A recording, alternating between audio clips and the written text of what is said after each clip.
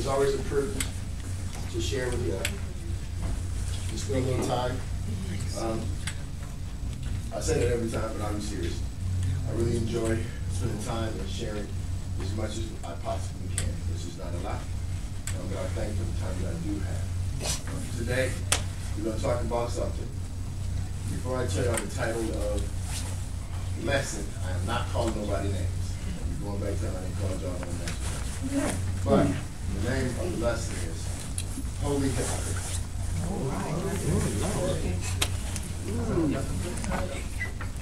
Now, when the first thing God told me is to make sure that you understand what the definition of hypocrite is. So I went to look at the definition of hypocrite and it said a person who follows hypocrisy.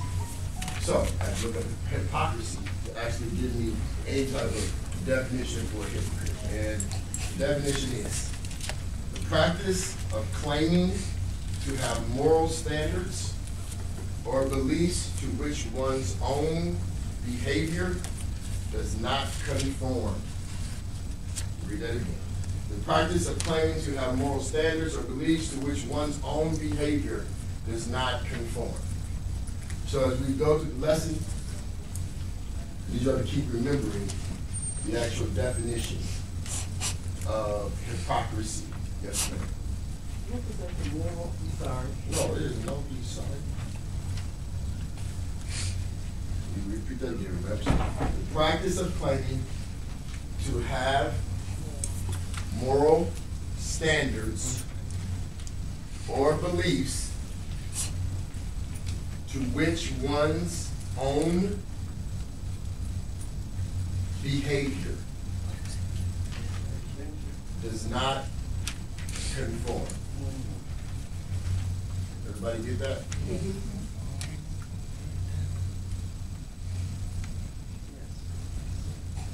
Now, when we talk about this holy hypocrite, some of us think about immediately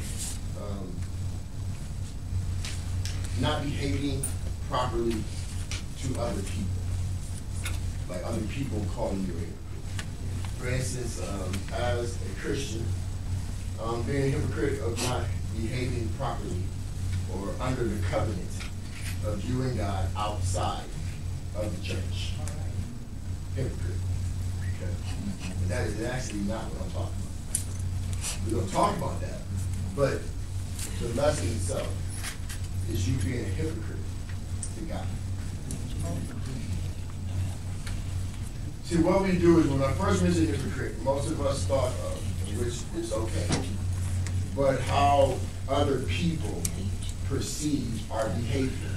Based upon the definition that I gave for hypocrisy, you would think that my behavior does not match my morals, and other people think that I don't go along with my principles, okay? But other people are not what's important. And I think this is where we kind of shoot and miss on our Christian journey. We've been in Ephesians for a while, okay, so we're going to stay in Ephesians. We're going to come out of Ephesians 1, verses 4 through 8. Ephesians 1, verses 4 through 8. This is going to help us kind of understand what I'm talking about and the importance of what I'm talking about. Okay? Like this hypocrisy and other people. Bishop talks all the time about a mindset. Okay? So we're talking about this mindset, and we're going to go into the lesson or into the text. This mindset that God is talking about is actually these two differences. The mindset of being concerned of what others have to say versus being concerned on what God has to say. If our mindset is based on what the world has to say, first of all, the world and God says two different things. So, it's very difficult to straddle the fence. You ultimately can't. Either you're doing it or you're not. So most of our behavior, now what is interesting, is the definition that talks about our moral standards. Is your moral standards based on the world or God? That would also determine if you're being a hypocrite. secret at all. But if our morals are based on the covenant between yourself and God, the Holy Bible, the Word of God, then our behaviors should match what the Word says. But if it does not match, according to this definition, you are a what? Okay, now back to the subject matter, where our focus is on the people versus God and this mindset. So we have this mindset, we are in the world.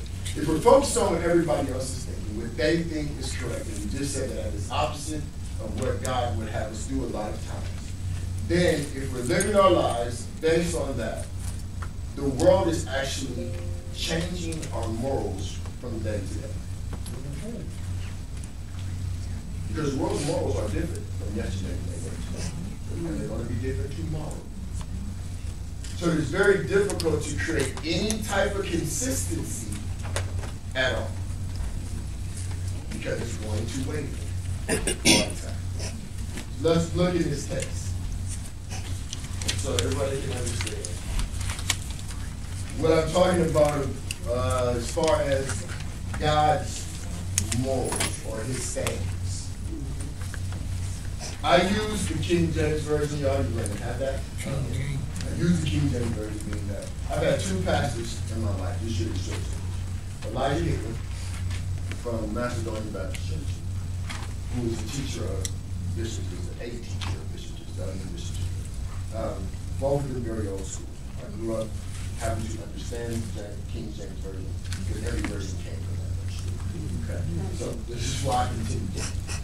Even as he chose us in him before the foundation of the world. Does everybody have the right verse? Okay. Ephesians 1, 4 through 8.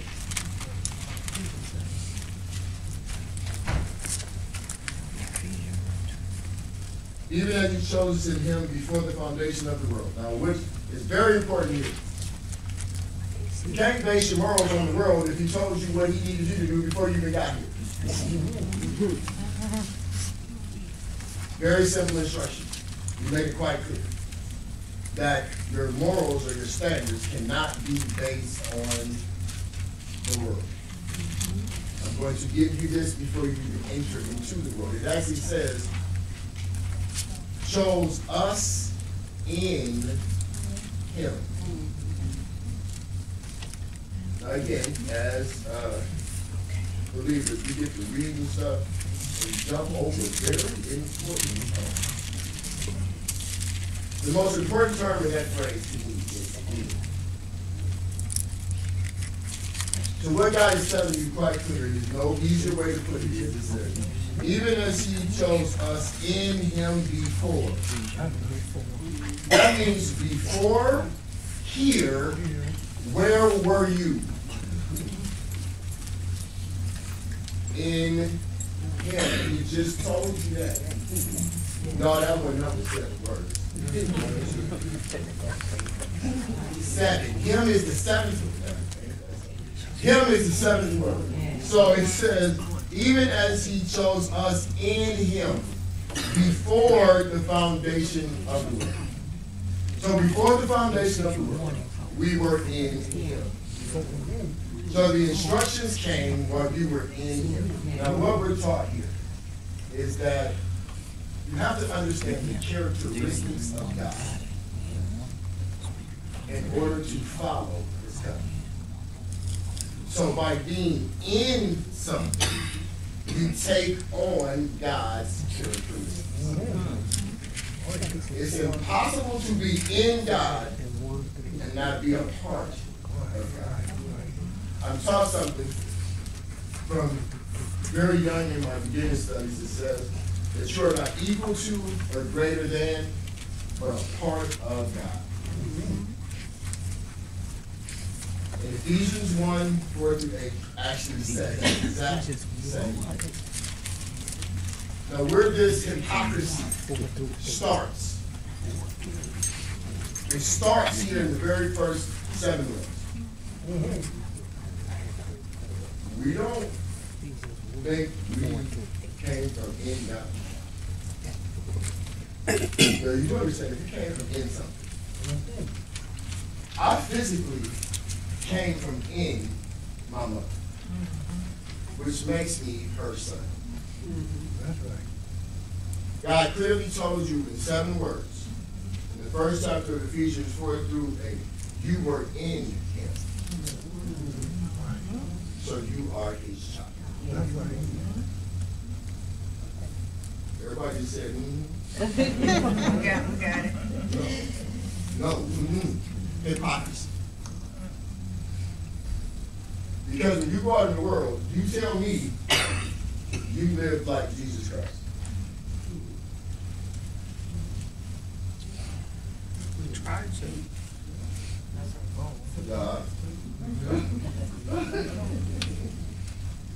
And I'm giving moments to think, because what we do is that we want to act as if we don't have to be Christ. That was Christ's job. I'm trying. But when your, for instance, my children, when my 2 oldest daughters have to talk to me,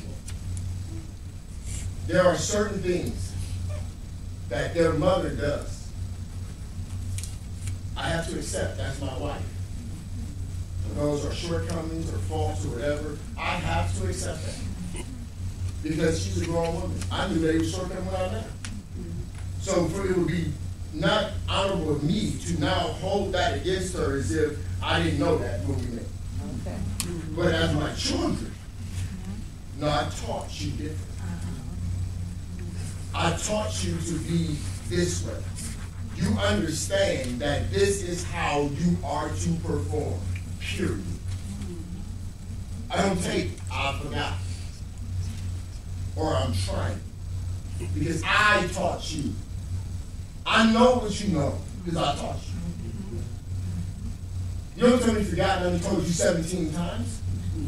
That's absurd. I'm not stupid. I say I'm too smart to be stupid. You can't act ignorant against somebody who taught you something different. That's what God just did to me. See, you treating God, he's your father. He knows what you know. He's the one who told you. So you forgetting is not an excuse. You saying, I don't know, it's like, how do you not know when he told you? It's just said, right, let's repeat this again. Even as he chose us in him before the foundation of the world, that we should be holy and without blemish. Now, the lesson is holy hypocrite. You are holy not because of what you're doing, it's the way you came from. That's what we do. See, we think we go out in the world and be holy. No, you are holy. A lot of us don't think we're holy. We don't give ourselves that much value. Do you want to equate how much we're worth according to the dollar amount they pay you an hour? Let me tell you, buddy, you're a lot. You're worth more than any person could ever afford. But this is the hypocrisy that we're going through. See, this hypocrisy, we thought we were going to be stuff, I'm choosing to do. We have chosen to forget. Now, y'all didn't read this verse how many times?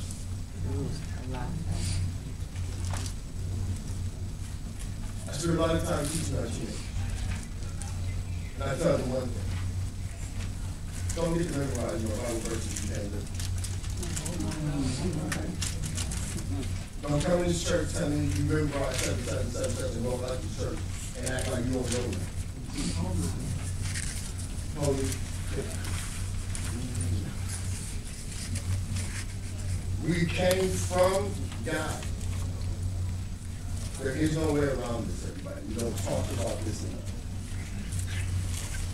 Therefore, you have a birthright.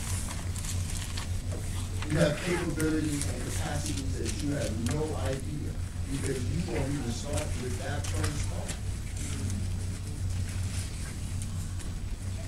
A person that's born a king can't live a life of a king if you don't know a king. There's stories in the Bible, Moses being, when you don't know who you are, how do you act like it?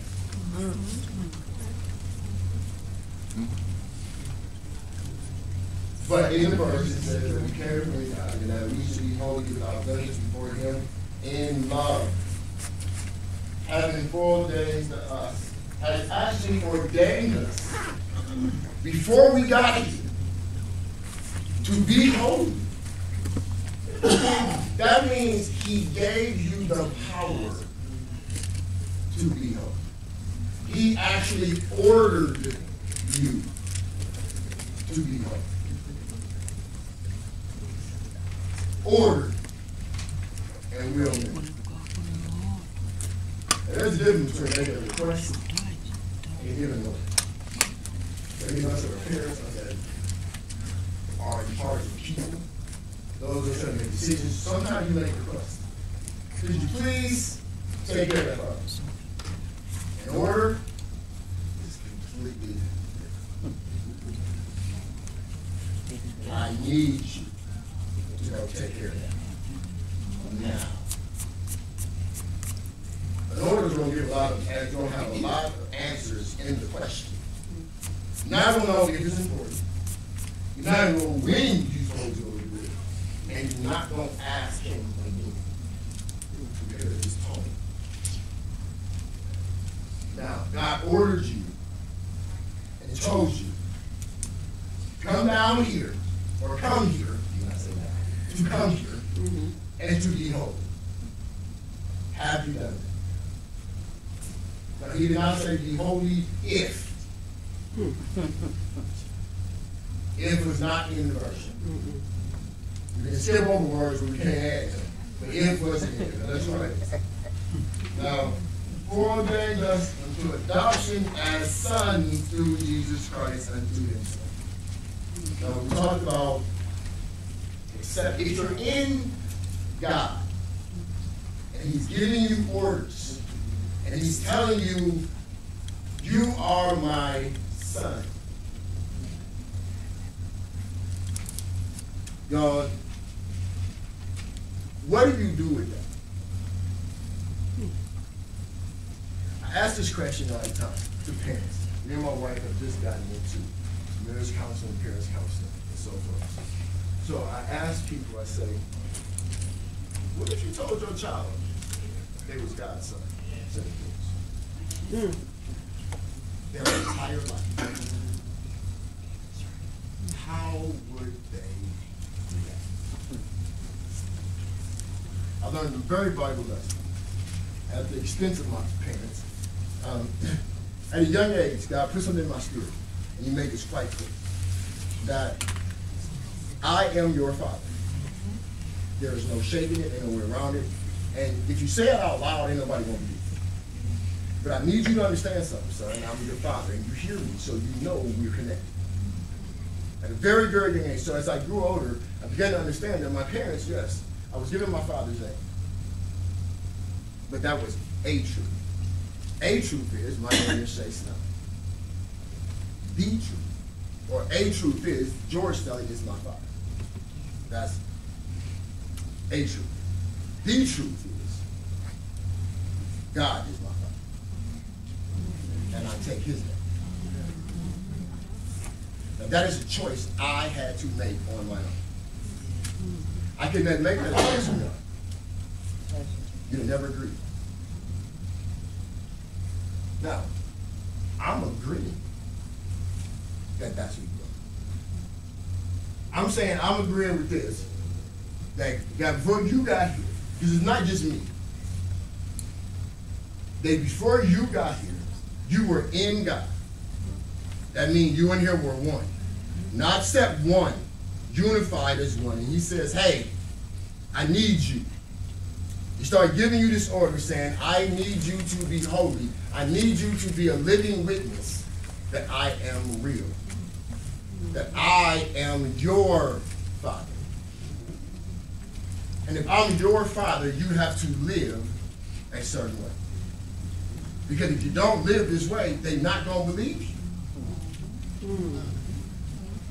No matter what you tell them, no matter what miracles you do, if you don't live a certain way, they're not going to believe you. And not only if you don't live this way, if you don't live a certain way, I can't grant you the empowerment that is your birthright.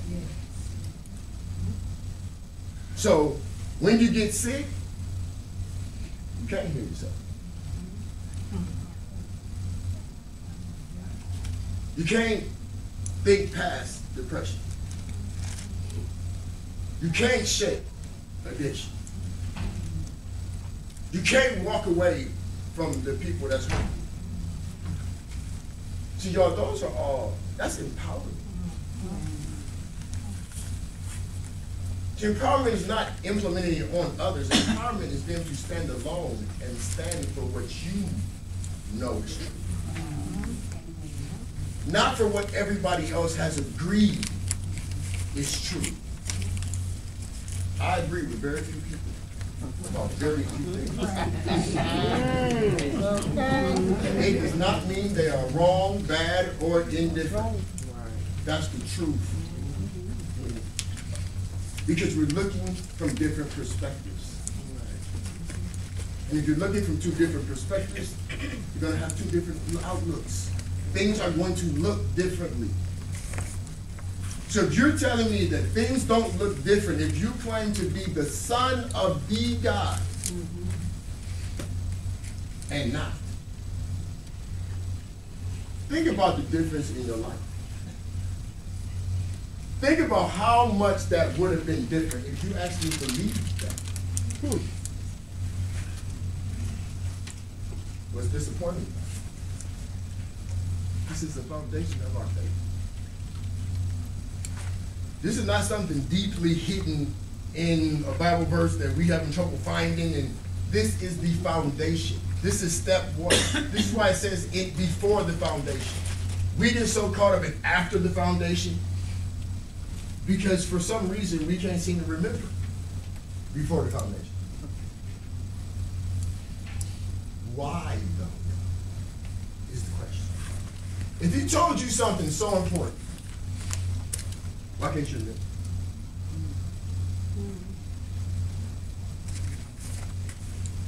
I have to have y'all ponder that for a moment.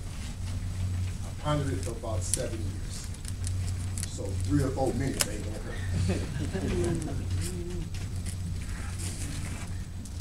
In this hypocrisy, one thing we do, everyone, and all of us have, I'm sure, that we say we hear God and we talk to God and we listen to God. Well, according to our lifestyles, the things that we do, we ain't heard not one from God else. God's voice is not like ours, where he'll talk and he can go in one ear and not the other. No, God ain't speaking from out here. He's speaking from the same place he told you was at.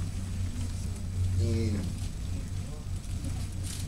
see, what we do to this hypocrisy, and the reason why we can't remember is because, see, we didn't forgot we was in him, but we forget he is in us.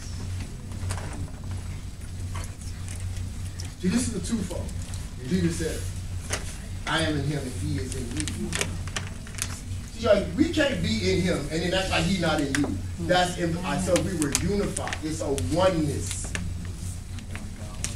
See, what we want to do, though, see, even in our marriage, we say we're unified, but we want to do our own thing. Marriage don't work that way. If you're going to be one, you're not. I should tell my wife before we're married, if you're not married, you're single. You just get mad. It's the truth. I'm not going to mislead you. I don't care if we're together every day. If I don't marry you, we are single. That means I can do whatever I want to do.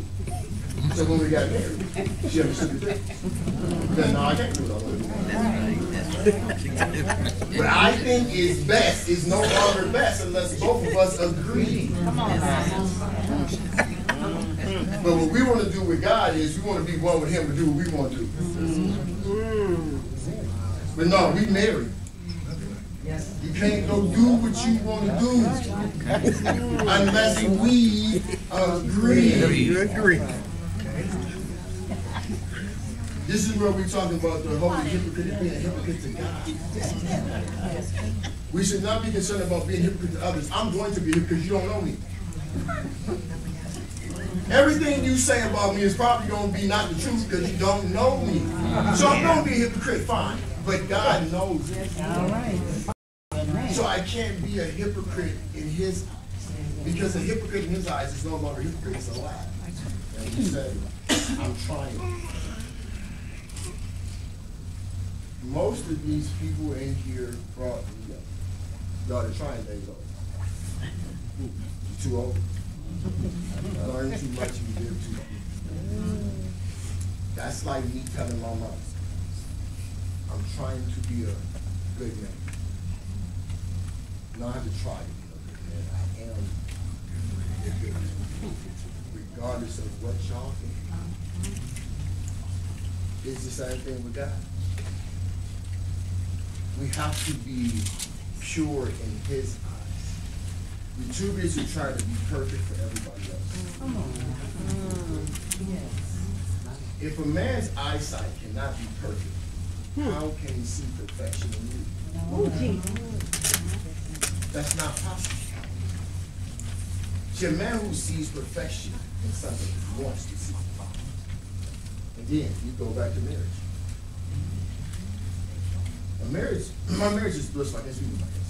My marriage is blissful because that's what I see. No matter what, nobody do. That's what I see. Because I know their heart. No, I might not understand their actions all the time. I might not get what they do or even get what they say, but if I know their heart, I don't even know nothing else. What else is there to know? No, we're not going to always agree, and we're not going to always want to do the same things you do, but your heart is one with mine. It's perfect. For me, it's perfect. Now, what the challenge comes on, this is the hypocrisy of it. Do you know why we didn't lie to God? And this part, y'all not going to agree with it until we get done talking. You don't trust him. Simple as that. You know, sickness actually starts with your thought process. I worked in a hospital for a while. I was a firefighter in the life, and during the process, a couple of things happened. First of all, we go to a doctor and we wait for him to tell us how we feel. Okay, but one of my doctor friends said, she said, Shay, what does it do? What do I do for you? And I didn't know the word. So they said, what you do? It's about practice. Medicine. So that's all we're doing is practice. Because every person's different. Even if I cure elder, it doesn't mean that's going to be the next person's cure. So what worked on her might not work on me. So I'm practicing. So the next thing is, people come in to the hospital, and I've seen somebody literally come in looking wonderful, $millions of dollars. Hey, everybody, good morning. Hey, you know, joking. Go in the office and find out they have cancer. Come out 20 minutes later, 5 years older, like they've been sick for 3 years. That's the power of our mind. So what we do is, even before we get sick, we get thinking, hope I ain't sick. Oh, I don't want to. Well, I might. Oh, man. You lost. But we don't trust God in so many different arenas. So when he comes up to us with a challenge, instead of sticking to the definition, the not definition of hypocrite, it says here, the practice of claiming to have moral standards or beliefs to which one's own behavior does not conform. So when you have a challenge, your morals and your standards and your belief says, stand up, God. No questions, no nothing, not what am I going to do, how am I going to get there, when are they going to come, if I'm going to be ready. No, it's your belief says, not only stand up, but literally attack. Because you ain't scared. Right? Let me scared. God put it in your life. He's there for you to attack. He's there for you to take care of. Some of these things he put in our life, we should have been taken care of. That's why we're so scared. But then when you put it in front of you, don't act scared. What you talking about? He's been talking to you about it for 10 years. Now it's here, now you're scared. Not only does he don't handle it, he's been telling you about it for 10 years. But you don't trust him. He's prepared you to take care of it. Been talking to you for about 10 years. Then manifest it in your life, and you still don't want to believe it. God, he can't do no more than what I just said. And the whole key is this. He told you that you could do all this before any of it happened. Now, we talk about what would happen if you believe that. Now, you understand a lot of it would never happen. A lot of things would have been different. This is the thing. It's not that God made no mistakes. No. It ain't that what you went to, you weren't supposed to go. What we have to now begin to think about in maturity is this is about a lifestyle. So if I came from in God, I'm God's son, I'm holy, I've been sent here to perform, why won't I? We have begun to convince ourselves that what I just said is impossible. God told me this morning, just meditate on this thing. He says, no, don't expect nothing but the impossible. He said nothing almost our time. Because now we finally saying the same thing. This whole time, he's been telling me stuff that I could not imagine. But how in the world are we going to do that, but I'm with you? Not, I'm not, don't, okay, that sounds good to me. I had no idea I was going to do it. So as we did the walking, he told me once, he says, I'll be all there is to be. He said, you'll be all there is to be, and you'll know all there is to be. But you won't be until it's time, and you won't know until it's time. So it's not like you know what you're going to be before it's time to be. That is trust. Because he's putting the ground down as you walk. You don't see it far ahead. Can you walk while he's putting down the foundation? See, it says in here, it says, before I put down the foundation, let's go back to it exactly. In him before the foundation of the world. Y'all, a lot of your worlds are being created as you live. So as you're walking, he's putting down the foundation. But we too busy trying to step on concrete rather than the hand of God. This is why everything has to be possible. We have to see it. We have to feel it. We have to hear it. We have to taste it. We have to know that it's happening. No. That's not how God works. That's how the world works. So who have we been waiting on? Who have we been serving? Through our behaviors, we are clearly stating that we have been serving the world. But we ain't from the world. Things aren't making sense or meshing because you're living like something you are not. The most difficult concept I think we have as children of God. In Genesis, when it says he formed man from dust of the ground, breathed into his nostrils the breath of life, and man became a living soul. He didn't say that I formed from the dust of the ground and man became a living soul. He said I breathed into it. Now it just says we were in God. So if God breathed in something else, what was in him will go in the body. Now it just said something. You and me were there together before you were in the body. So when I take you from in me and put you in the body, you still me, just in the body. Because the body couldn't be alive if it wasn't me that was in it. Because I gave it life.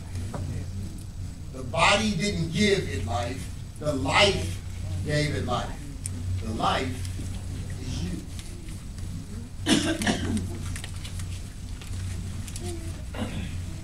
That is the start of our hypocrisy. Yo, we have no idea who we are. So how you gonna live a life of something that you don't even know you are? That we haven't taught our children.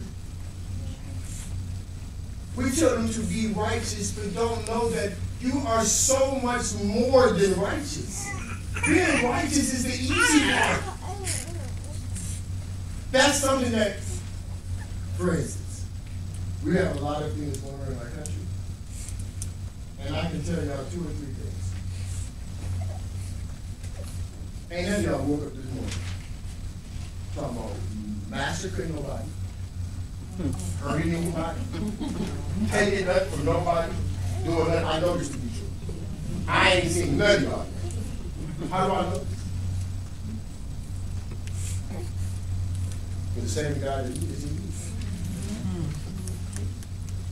And that is not of God. I don't have to be a mystic or an astrologer or whoever to know that. But then it also lets you understand is how to treat you. I have to treat you like God. My relationship with Bishop is very private.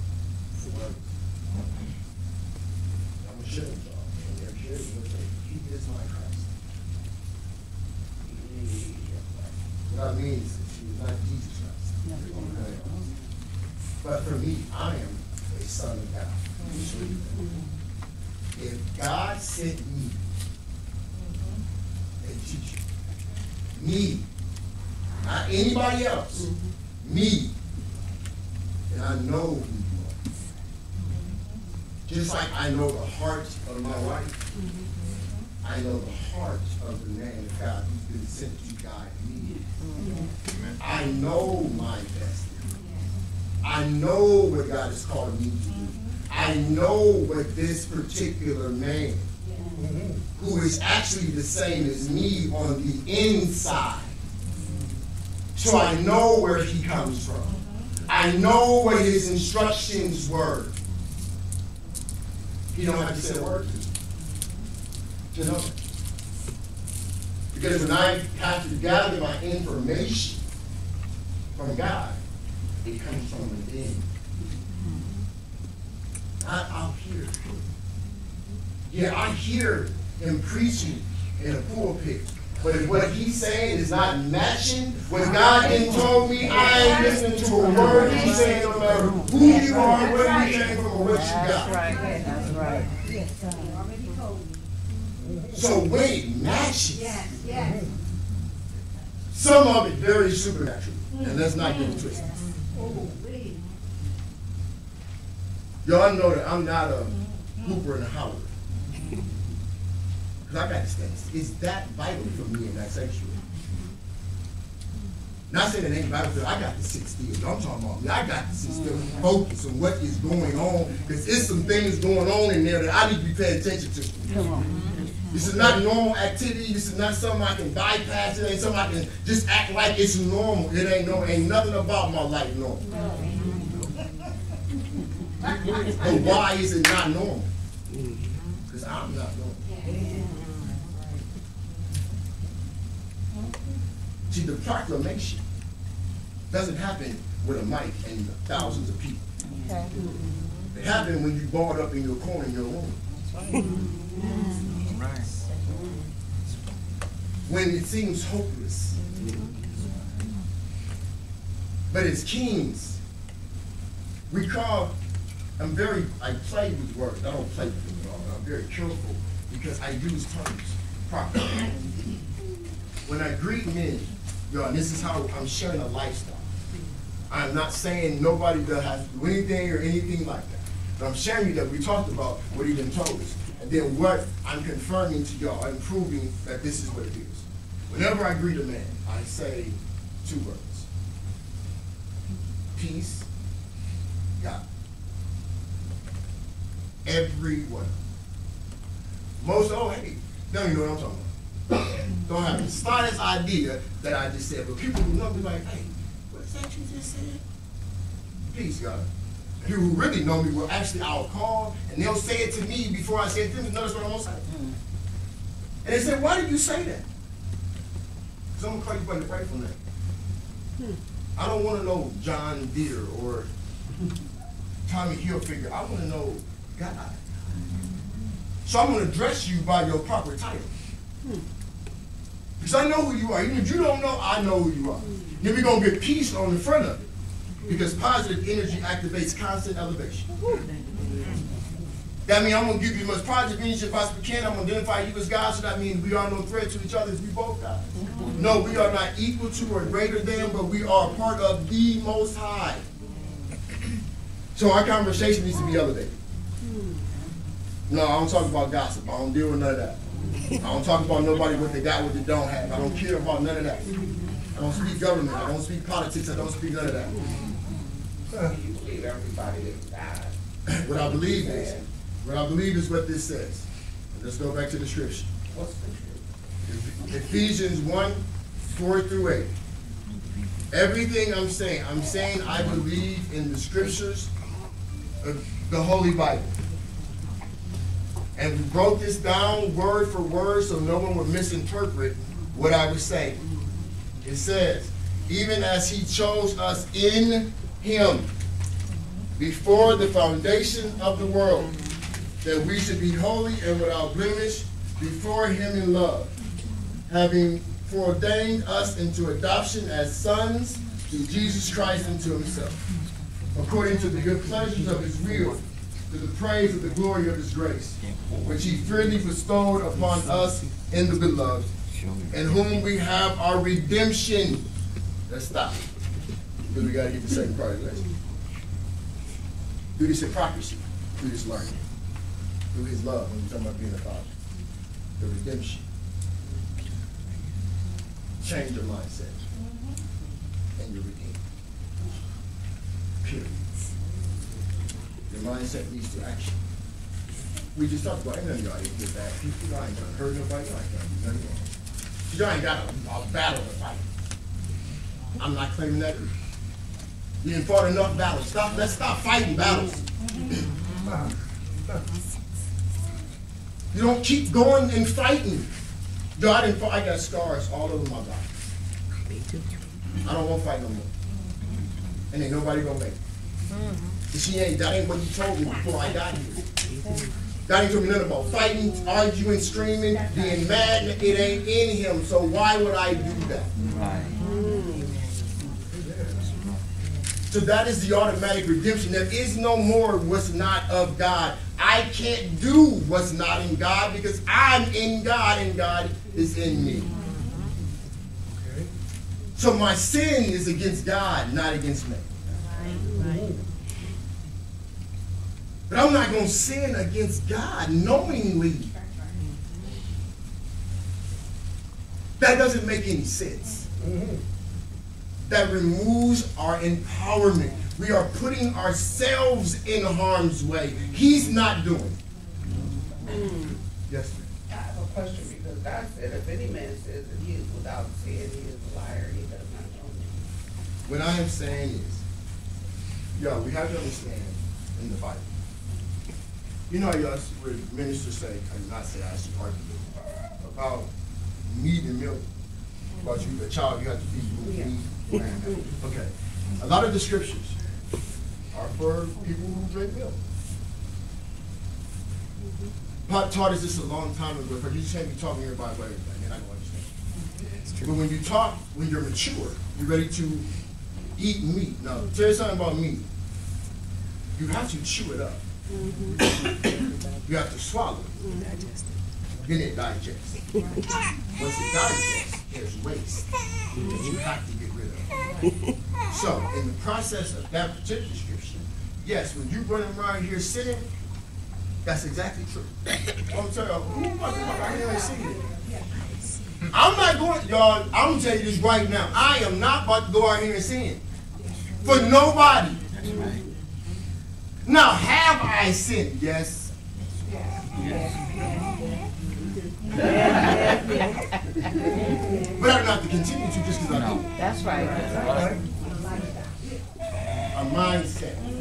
Changing your mindset. Don't y'all dare think you got to keep doing what you've been doing and God been telling you to stop doing it.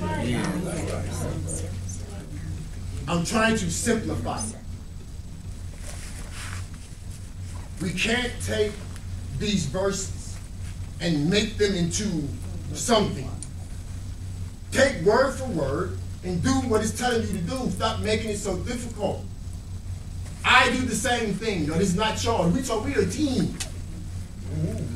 If I get something and you do not, we fail.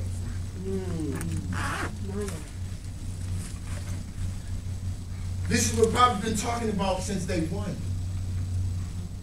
He cannot succeed without us. Because succeeding does not happen in the world, it happens in God.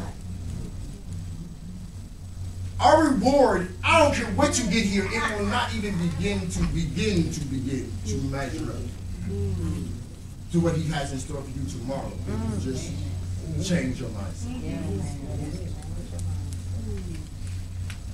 It feels good when you wake up and your family members just say, I'm just happy because I'm just happy. They ain't got no reason per se. Okay. Now, we all know that it's God. But when your life becomes so holy that can't nobody make up no reason to not be right. That is the lifestyle and the mindset that I know that can happen. But we have to be willing to make the decisions internally first. We have to know that we are actually, not hypothetically, God's children. Each and every one of us, regardless if you deem yourself a sinner. Let me explain something here. Let me guys read that. Y'all do understand. Nobody thought Jesus was perfect when he was alive. If they did, they wouldn't have crucified him. Not only did they not think he was perfect, they hated him. Now, as we reflect upon the wonders of Jesus Christ, the story and the understanding, there's a completely different outlook. But if Jesus Christ was perfect to the world, would they have brutally tried to kill him? Y'all, they brutally tried to kill him.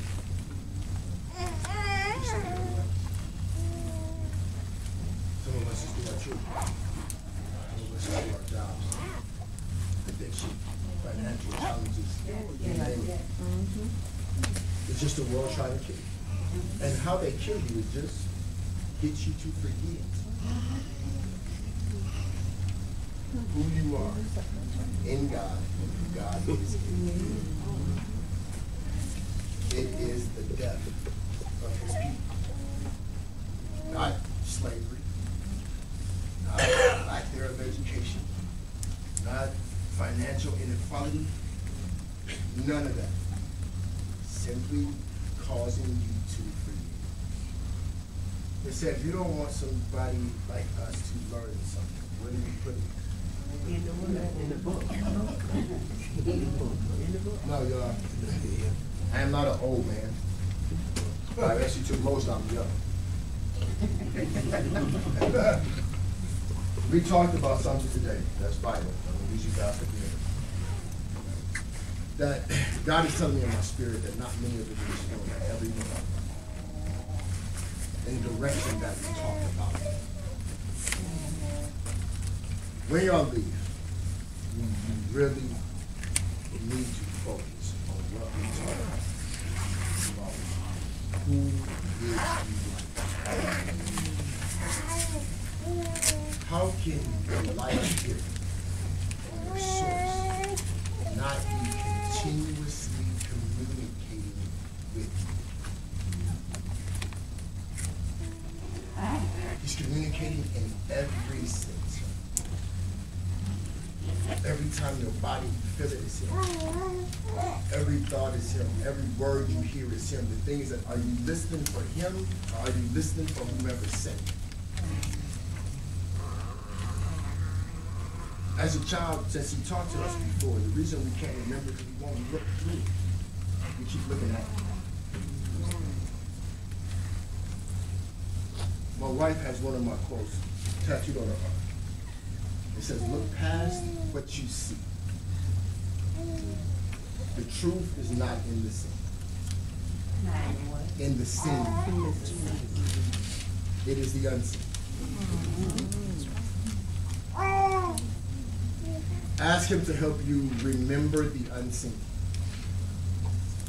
And what's going to amaze you is he's going to see. We don't ask for this. That's why I'm talking about it, y'all. I get this. Literally feel you.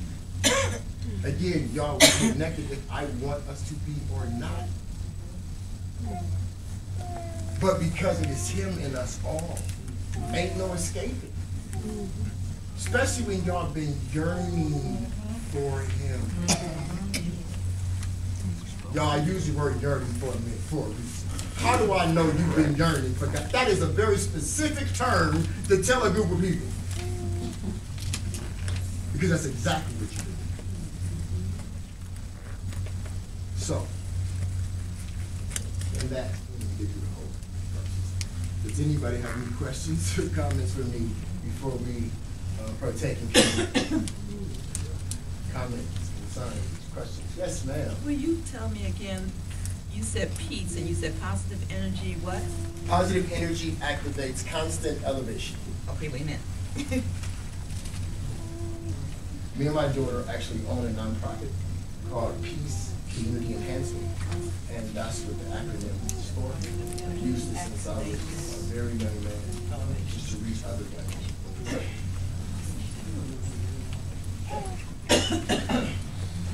If everybody could please get your mind set and prepare for communion, if we could please reflect on the purpose of communion.